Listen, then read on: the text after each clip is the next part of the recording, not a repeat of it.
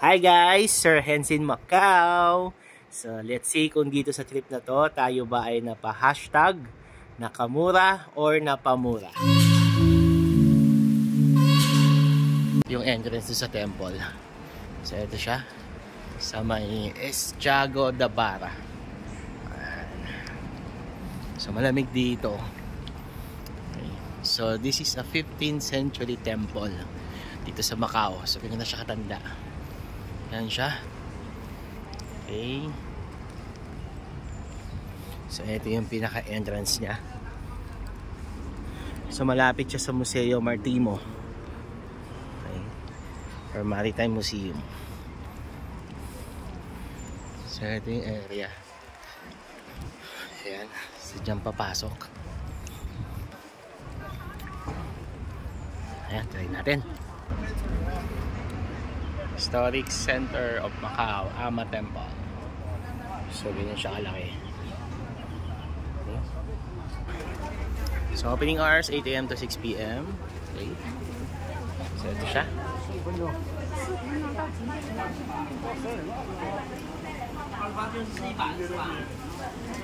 So, wala ring entrance dito.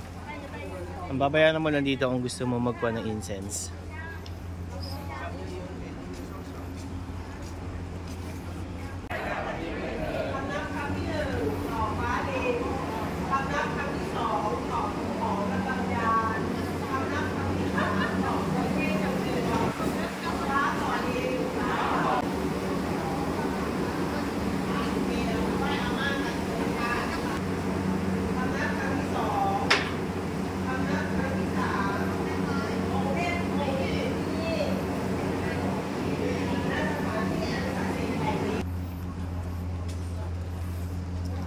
Siya guys.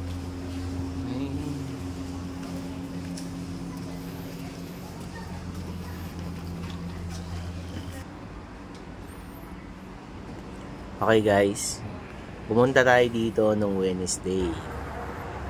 So kung makikita nyo, medyo maraming tao pero maluwag pa siya.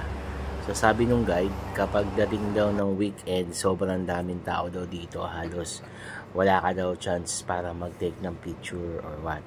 So we went here by bus. Simula sa Sinali Square, so sumakay kami ng number 5 bus. So 6 AM open lang siya, hanggang dito na siya sa Ama Temple.